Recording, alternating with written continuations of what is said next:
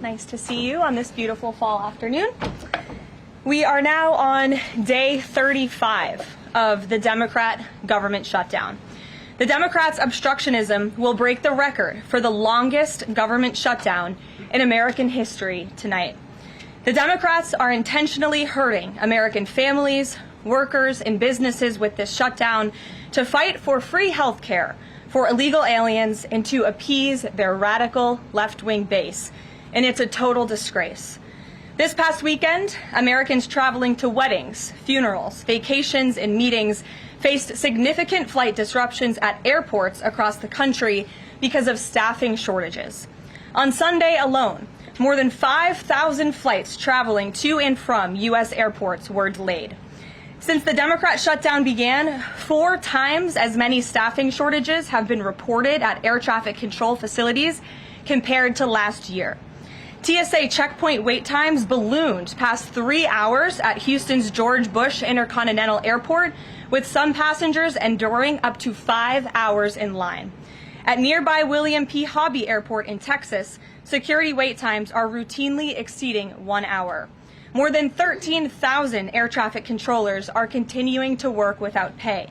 Because of the Democrats, these men and women who keep our airspace safe and moving will miss a second paycheck in a row this Friday if Democrats refuse to open the government. Let me be clear to our incredible air traffic controllers across the country. President Trump and Republicans want you to get your paychecks. They want you to be paid. Please call on your Democrat senators and tell them to side with President Trump and Republicans to vote to reopen the government. Our nation's 4 largest airlines, United, Delta, American, and Southwest, have now all endorsed the Republican, nonpartisan, clean funding bill to end the government shutdown. Major unions, collectively representing tens of thousands of pilots, have also joined the airlines in calling on Democrats to pass the clean, nonpartisan CR.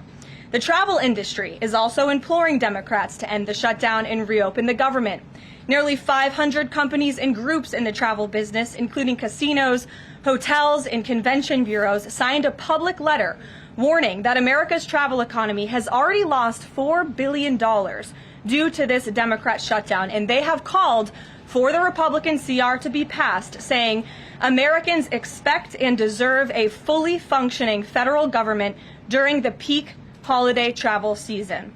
Never before have we seen private industry and union leadership so unified on the same issue, rallying behind Republicans in such a vocal way.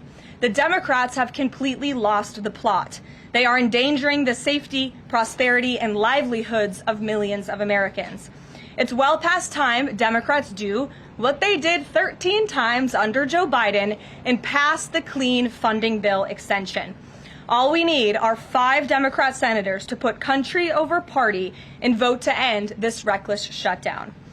In other news, tomorrow will mark the 1-year anniversary of President Trump's historic election victory, where he won nearly 80 million votes, the popular vote, in all 7 swing states. This was the ultimate poll on November 5th. The president secured a mandate to make America great again, and he has delivered in record time. Never before have we had a president who has kept their promises like President Trump has. I'd like to go over a few of those with you. In less than 10 short months, President Trump signed the largest middle-class tax cut in history, including no tax on tips, overtime, and Social Security to put more money back into the pockets of the American people.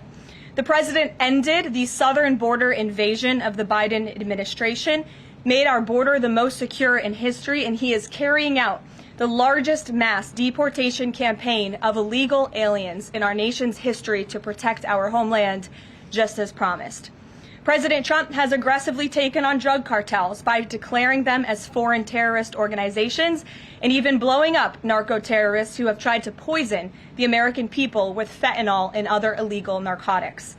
President Trump defeated the Biden inflation crisis, and he continues to implement a pro-growth, America First economic agenda to make America affordable again, and we are seeing the results of that every day.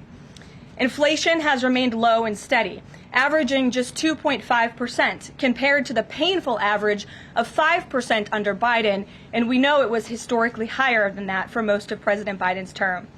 Meanwhile, real private sector wages are on track to rise by almost $1,500 since President Trump took office, a significant change to the Biden years where private sector wages declined and were being wiped out by inflation. President Trump has ended the reckless war on American energy and unleashed energy dominance, with gas prices now plummeting to their lowest average levels in more than 4 years. President Trump implemented powerful tariffs to rebalance America's trade deals, protect American workers, and returning our country to be a manufacturing superpower once again. As a result, the president has secured trillions and trillions of dollars in private and foreign investments into the United States, which are creating high-paying jobs for the greatest workforce in the world. The president has restored America's place as the leader of the free world through his unwavering peace through strength foreign policy that has already ended 8 wars and counting. And the president ended illegal DEI initiatives in our federal government and is returning our country to a merit-based society based on common sense. President Trump protected opportunities for women and girls to compete safely and fairly by continuing to keep men out of women's sports. Americans have a president who works tirelessly, literally 24/7, to improve their lives and make our country better than it has ever been before. So with that, today we will open it up to questions, and we will start with our independent journalist in our new media seat, Julio Rosas. Julio, please start. Thank you. Thanks, Caroline. So over the weekend in Mexico, a mayor in Michoacan, Carlos Manso, he was assassinated while celebrating Dia de Muertos with his family. His assassination has sparked a lot of outrage. A lot of Mexicans are very upset. They're blaming President Claudia Sheinbaum for not taking the cartel threat seriously enough. Yesterday, she said that, once again, she's not going to allow any foreign military intervention to take on the cartels on Mexican soil, and that Mexico is not going to pursue a drug war similar to what they've done in the past. So my question is President Trump satisfied with Claudia Sheinbaum's approach to cartels? And if not, has Manso's assassination kind of opened up some new options for the United States to pursue regarding cartels? Well, first of all, with respect to this specific news item and this alleged assassination that took place in Mexico, I know the Trump administration, we are aware of that, and of course we condemn all political violence anywhere in all forms.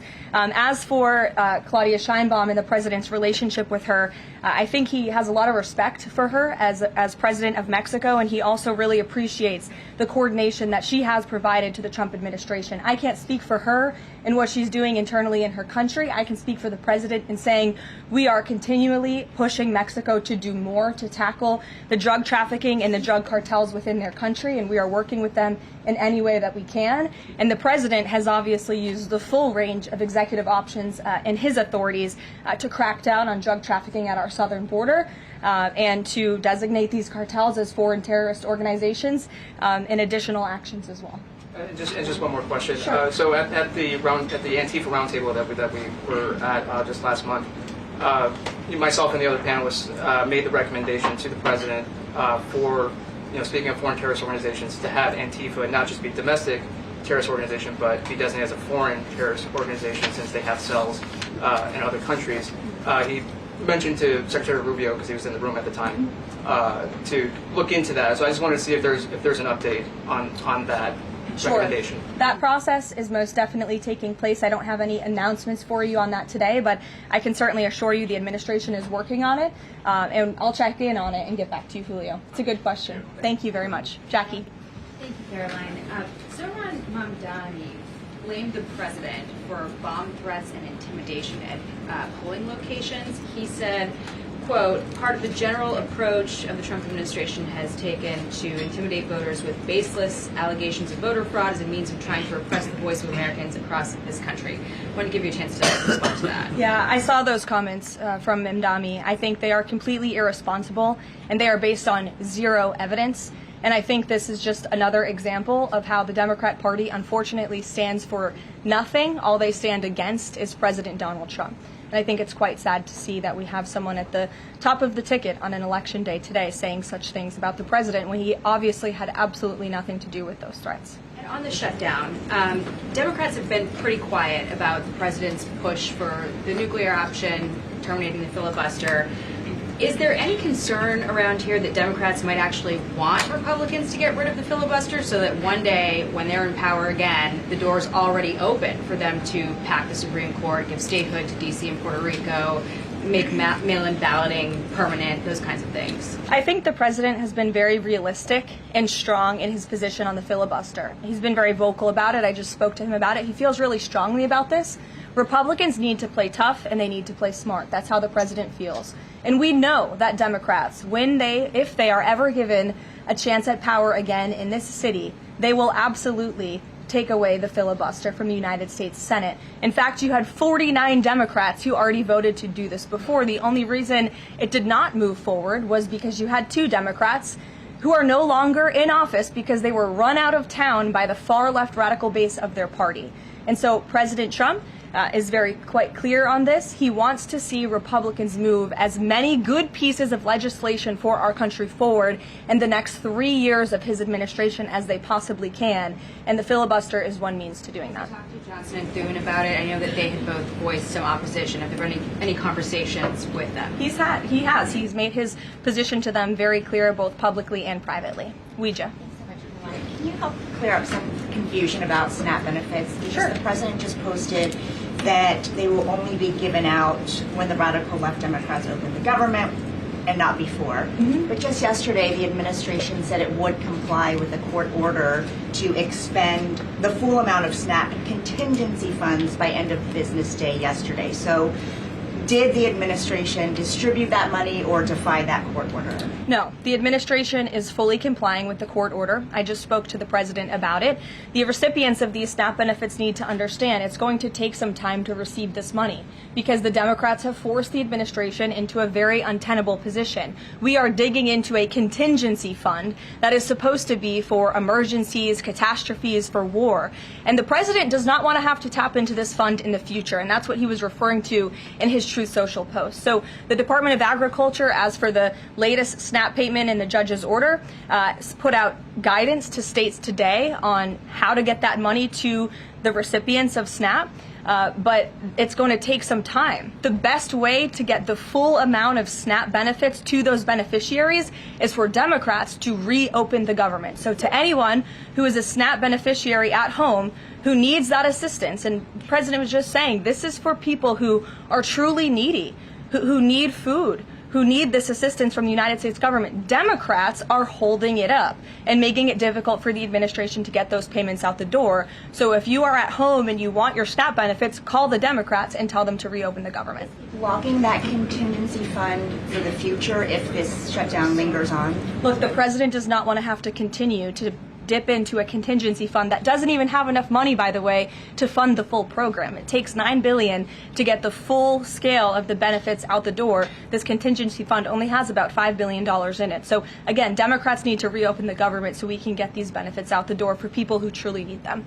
Kate. Thanks. The president suggested that if Mamdani wins, that he would cut federal funding to New York. How much funding would be impacted? What would be impacted there? Well, look, we won't get ahead of the election results, nor will I speak to what the president may do in the future. We'll see how tonight goes, and then I'll let him speak on it further. And why did the administration exclude Democratic lawmakers? Last week there was a briefing about U.S. strikes on alleged drug trafficking boats. Why were those Democrats excluded? The administration has briefed Congress on these matters 8 separate times, and Democrats have been included in those briefings. In fact, I know that Secretary Rubio will be on Capitol Hill tomorrow to brief the Gang of 12, which includes Democrats as well. So the president's made it very clear, if senators want to understand the administration's operations against narco drug traffickers, we are very happy to speak with them about that, and we will continue to do so. But we've been incredibly transparent. As I said, there's been 8 briefings on this topic, with the 9th coming tomorrow. Rachel. Thanks, Karoline. There's been some reporting out there about the possibility of furloughed workers not getting back pay. We know that the president signed that bill into law in his first term.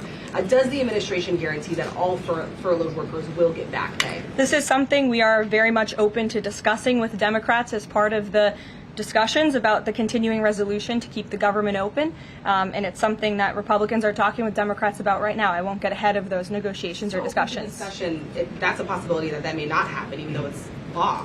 I just said Republicans in the White House are very much open to discussing this with Democrats. And then just one last question. As this government shutdown now drags on, about to make history as the longest government shutdown in American history, can you talk about what the president is personally doing to try to see an end to this?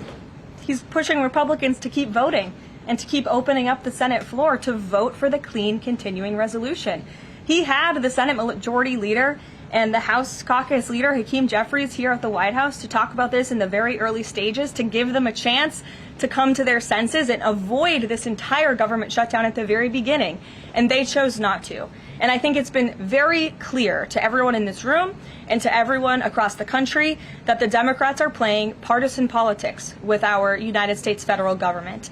And all Republicans have wanted to do for the last 35 days is reopen the government. That has been the president's position since day one. It is his position today on day 35. And all we need are 5 common sense Democrats who have a little bit of courage and come to the table and vote with Republicans. I saw Senator John Fetterman on television last night saying that he hopes more folks in his party will step up. And we certainly agree with him on that point. Sure.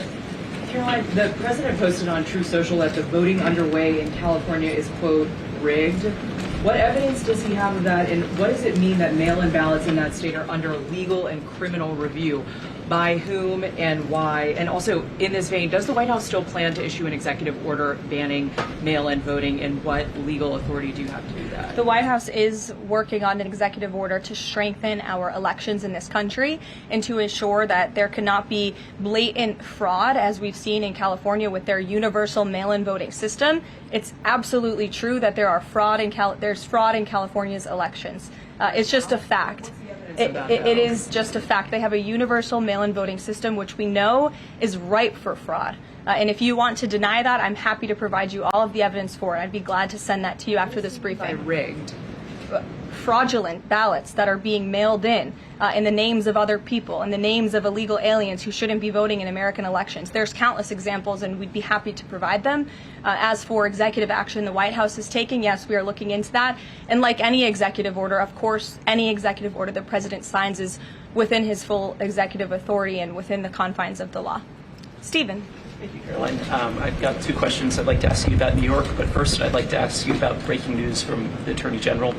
She revealed just about an hour ago that the Biden Justice Department seized President Trump's official first-term phone and subpoenaed his private phone records. Do you have a reaction to that? And also, do we know if they actually got those private call records? I saw the Attorney General's post on that. For additional questions, I would refer you to the Department of Justice, but I think this is just further evidence of the egregious overreach and weaponization of government that took place under the previous White House against then former President and now President Donald J. Trump. It was a clear effort by the Biden White House and the Biden DOJ to go after the president, and this is just further evidence of that. On New York, we've seen the president's messages that he's put out, but could you describe how he's feeling as a New Yorker watching this election? Well, the president is a New Yorker and he loves New York. It is his home. He talks about that all of the time, and he's made his thoughts on this election quite clear, I think, himself. In the back, yes, go ahead. Thank you. Over the weekend, there were reports. I was going to you in the green, but go ahead and then you can have your question. Thank you. Over the weekend, there were reports that President Trump was due to host President of Syria, Ahmad al-Sharia, on Monday. Do you have any preview for that meeting? Is he expected to invite him to join the U.S.-led anti-ISIS coalition? I can confirm that that meeting will be taking place here at the White House on Monday, and this is part of the president's efforts in diplomacy to meet with anyone around the world in the pursuit of peace. And as you know, when the president was in the Middle East, he made the historic decision to lift sanctions on Syria to give them a real chance at peace. And I think the administration, we've seen good progress on that front under their new leadership. And so he will be here at the White House on Monday, and I'll let the president speak further on it on Monday. Yes, go ahead. Thank you, Caroline. I was just curious, you had mentioned there that President Trump, as we know, has been speaking with Republican leaders in Congress about reopening the government. Is he involved in any other negotiations? And is he prepared to sign something if a deal does come out by the end of this week? On top of that, with SNAP benefits, does he have any authorities or considering any authority there to release more funds to help people who are desperately needing these benefits? So look, I think I've already answered the question on SNAP. We're complying with the court's order and we're getting that partial payment out the door as much as we can and as quickly as we can, but it's going to take some time because again, this is a prorated payment that we're tapping into a contingency fund for. The best way to get those payments out the door is for Democrats to reopen the government. But yes, the president is in constant communication with his friends on Capitol Hill. They know, they call, he answers, he picks up the phone. He's a very transparent president in that way. And as soon as the Democrats pass the clean continuing resolution, President Trump will be here to sign it. Michael. Thank you, Caroline. President Trump has threatened to go into Nigeria guns a-blazing if Nigeria's government does not stop the killing of Christians in that country. Has the White House heard back from Nigeria's government on this threat? As the president stated, Michael, if the Nigerian government continues to allow the killing of Christians, the United States will immediately stop all aid and assistance to Nigeria and may take action to wipe out the Islamic terrorists who are committing these horrible atrocities, especially against innocent women and children. I don't have any further announcements on that for you today, but I can assure you the President of the United States is watching this situation unfold very closely, as is our Secretary of State, Marco Rubio. Question, Caroline. President Trump has endorsed Andrew Cuomo in New York City's mayoral race. He has not by name endorsed Winsome Sears in Virginia's gubernatorial race. Why is that? Look, as you know from this podium, I'm quite limited in what I can say with regards to ongoing political elections. I think the president has spoken for himself and what he wants to see take place in these elections today. Leavitt. Thank you. I would like to ask you about India-U.S. citizenship. What is President's thoughts on the future of India-U.S. citizenship? I'm sorry, Leavitt, can you repeat that? What is President's thoughts on future of India-U.S. relationship? I think he feels very positive and strongly about it. As you know, he recently, a few weeks back, spoke to Prime Minister directly when he celebrated in the Oval Office Diwali with many high-ranking Indian American officials here at the White House. We have a great U.S. ambassador to India in Mr. Sergio Gore, who will represent our country very well. And the president and his trade team continue to be in very serious discussions with India with respect to that topic. So I know the president has great respect for Prime Minister Modi, and they speak pretty frequently. Thank you. Hi, yes. The air traffic controller crisis ongoing. Secretary Duffy said he will now start to cancel and ground flights next week to maintain safety. Should people fly next week given this new information? And is the administration encouraging people to stop flying altogether and look at alternative transportation modes? The administration is encouraging Democrats to reopen the federal government so this chaos and disruption to our air traffic control system in the United States of America stops. It is ridiculous that we have even gotten to this place and that the Democrats have continued to shut down the government with 35 days, our air traffic controllers continuing to work unpaid, every single major airline in our country coming out and begging the Democrats to please reopen the government. And you had a Democrat staffer who was quoted, I believe in Politico a few weeks back, saying, short of planes falling out of the sky, we are not going to reopen the government. That is a reckless and dangerous statement from someone who didn't want to put their name on that statement, but we know it came from the Democrat Party. And I think we're very clear. We want to reopen the government so we can resume travel in the safest and most efficient way possible, especially as we head into the busiest travel season of the month. We have Thanksgiving in a few weeks. And so Americans across the country need to make it very clear to their Democrat representatives that we want this government to be reopened so we can resume safe and efficient travel. Fran. Caroline, as of last I checked, the president still had not commented on the death of former Vice President Dick Cheney. Is the White House involved in funeral arrangements in any way? Does the president plan to speak at the funeral? Has he spoken to anyone in the Cheney family today? And does the White House have an opinion on whether or not the former vice president should lie in honor or state in the Capitol? I don't believe the White House is involved in that planning, or at least hasn't gotten to it yet. I know the president is aware of the former vice president's passing, and as you saw, flags have been lowered to half staff in accordance with statutory law. Jasmine. Thank you. Back on the question of the filibuster, how much political capital is President Trump willing to expend to get Republicans to do what he's asking? I mean, will we see him at the Hill? Will he be calling folks over here? What exactly is President Trump planning to do outside of these true socials and maybe some of these private conversations to get Republicans to fall in line? Look, I think you'll see. I think you'll see the president continue to engage very strongly and consistently with his friends on Capitol Hill. I don't have any meetings to read out for you at this time, but I think you should stay tuned and keep your eyes on Truth Social on this matter. The president's making his position on it quite clear. And again, he is right. Republicans need to play tough. We know that this is what the Democrats will do if they are ever given the keys to power again. And he wants to pass as many good pieces of legislation as we possibly can for our country and for our people. That includes election integrity reforms. It includes additional tax policy. It includes, fixing our immigration system further in ways that only Congress can. And the president fears with a Democrat Party that is so radical and opposes everything he does and everything he says, this is the only option for Republicans to move forward. Karen. Question. President Trump said to CBS in the 60 Minutes interview that he did not know the Binance founder, which he pardoned. What exactly did he mean for that? I know it caused. He means he does not know him personally. He means he does not have a personal relationship with this individual.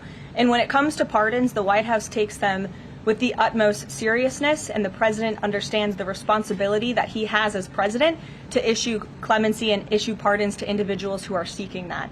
That's why we have a very thorough review process here that moves with the Department of Justice and the White House counsel's office. There's a whole team of qualified lawyers who look at every single pardon request that ultimately make their way up to the President of the United States. He's the ultimate final decision maker. And he was very clear when he came into office that he was most interested in looking at pardoning individuals who were abused and used by the Biden Department of Justice and were over-prosecuted by a weaponized DOJ.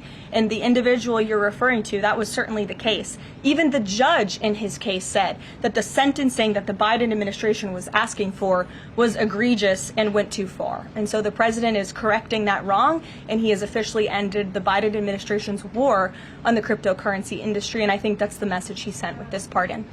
Karen, yes. Back on the issue of back pay for furloughed workers, you said that the White House is open to discussing that with Democrats, but what would that discussion even be? There was a law the president signed in 2019. What could a discussion look like? Why is that even open for discussion? Look, Karen, as I said, Republicans are talking about that with Democrats right now, and I don't want to get in the middle of those sensitive conversations. But as we've complied with the SNAP order, the White House, the administration is always going to comply with the laws. We're always going to comply with the ruling of judges across the country. But the Republicans are discussing this matter with Democrats right now. Why would there even be a consideration of not paying those workers? Tom Dempsey, News Nation. Big day in the Supreme Court tomorrow with President Trump's tariff policy facing a legal challenge. What's at stake with that case? And if the Supreme Court rules against the Trump administration, what is Plan B for trade policy? I'll tell you, the White House is always preparing for Plan B. It would be imprudent of the president's advisors not to prepare for such a situation. With that said, we are 100% confident in the president and his team's legal arguments in the merits of the law in this case. And we remain optimistic that the Supreme Court is going to do the right thing. The importance of this case cannot be overstated. The president must have the emergency authority to utilize tariffs. Look at what President Trump has been able to do with the leverage and the power of tariffs. He's been able to sign peace deals all over the world and end global conflicts and literally save lives. He's been able to bring in trillions of dollars of investments into our country. In fact, this year alone, we are going to cut the deficit by $600 billion, namely because of the president's effective use of tariffs. And the president strongly believes that economic security is a matter of national security. And tariffs have a lot to do with that. And this case is not just about President Trump. It's about the use of this emergency authorization for tariffs for future presidents and administrations to come. And we're confident and hopeful that the Supreme Court will do the right thing. Kristen. Why did President Trump get an MRI during his recent visit to Wall Street?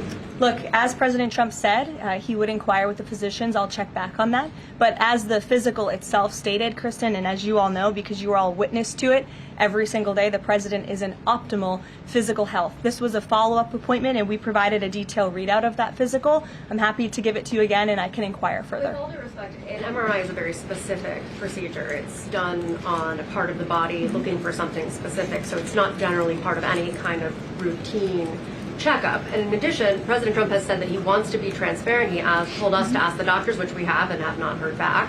Why don't we have more information on this? As I said, I'll check back for you. Go ahead. Karoline, can you update us on the mediation efforts this administration is leading in Sudan, trying to achieve a ceasefire there? Sure, yes. The United States is actively engaged in efforts to bring about a peaceful resolution to the terrible conflict in Sudan. We remain committed to working with our international partners, including Quad members, Egypt, Saudi Arabia, the UAE, as well as others, to lead a negotiated peace process that addresses both the immediate humanitarian crisis and the longer-term political challenges. I actually spoke with Secretary Rubio about this morning, as of course there's been, kind of an uptick in recent reporting on the matter, and he assured me that the administration is very much engaged. We're in pretty frequent communication with those Arab partners that I just mentioned, and we want to see this conflict come to a peaceful end, just as we have with so many others, but the reality is it's a very complicated situation on the ground right now. Yes. Hi, yes. Just trying to go back into the subject of Mexico. Is the Trump administration planning to send U.S. troops to Mexico to combat drug cartels, as reported by other outlets? That's not something I would confirm from this podium if it were happening, so I will not comment on that. Eamon. Thank you, Karoline. Why did the president decide not to go to the Supreme Court tomorrow? He'd indicated earlier that he might want to go and attend in person. Yeah. Now he's saying he's not going to go. Why? The president did have an interest in attending the Supreme Court hearing tomorrow, as I just expressed how important it is to him, the administration, and the country, this case. But he is traveling to Miami tomorrow, as you all know, to give an economic address with the mayor of Miami and many global business leaders to talk about his historic success with the economy over the past 10 months and talk about sort of where we are headed as a country in terms of our economy. So he'll be traveling tomorrow on the road in Miami. That's why he won't be here. But Secretary Scott Bessent will be in attendance at the hearing tomorrow at the request of the president.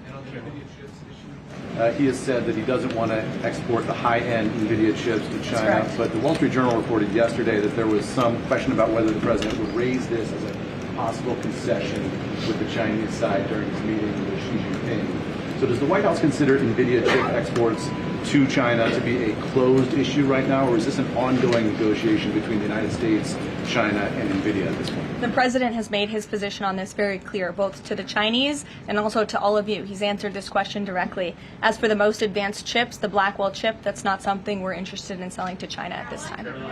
Annie.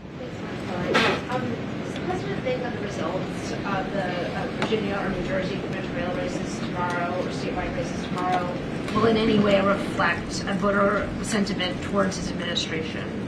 Look, Annie, I'm not at liberty to talk about the election results, and I certainly won't get ahead of them. I'm not going to engage in hypotheticals that may or may not happen tonight. We'll have to watch and see. And I'm sure you'll hear directly from the president tomorrow on that point. On SNAP, just really quickly, is there anything that prompted the president's tweet this morning? Because it did seem quite different from some of his other communications about SNAP.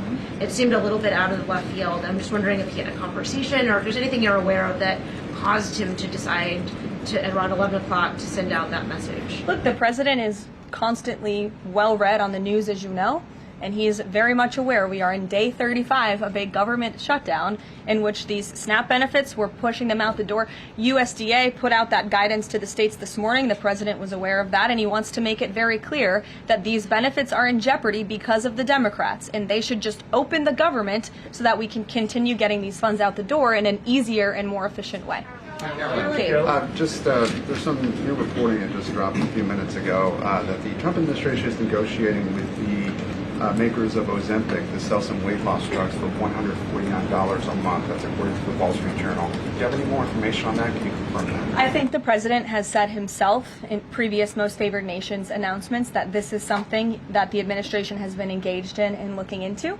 I won't get ahead of the president on any future announcements, but I will echo his strong commitment to bringing down drug prices in this country. And you've heard it directly from Secretary Kennedy and Dr. Marty McCary and his entire Health and Human Services team, how committed the president is to bringing down the cost of drugs, and we're working with pharmaceutical companies to do that every day. Very quickly, Karoline, on SNAP. I know it's been asked, and I know Reach asked, but I want to put a fine point on it. You talked about the president's post here, and he wrote that SNAP benefits will only be given when the radical left Democrats open up the government. I understand your previous answers, but as written, how would that not violate a court order as it's written? I've now answered this question several times, Gabe. We are complying with the court's order. We are getting the payments out the door as quickly as we can. USDA sent the guidance to the state. The president is referring to future SNAP payments. He does not want to have to keep tapping in to an emergency fund and depleting it. In the case of a catastrophe in this country, he wants to have those funds preserved, as they should be. And he's made it very clear Democrats should reopen the government. I have one final positive note for all of you. I told you I would keep you posted when the White House would resume public tours. Well, I'm pleased to announce the Office of the First Lady has reopened the doors for public tours on Tuesday, December 2nd. There will be an updated route, of course, for guests in light of the ballroom construction that's taking place, but we very much look forward to celebrating the holiday season. And the public and members of Congress and anyone who wants to come visit the First Lady's beautiful decorations is welcome to go to whitehouse.gov/visit to sign up for a tour. Thanks, guys. We'll see you tomorrow.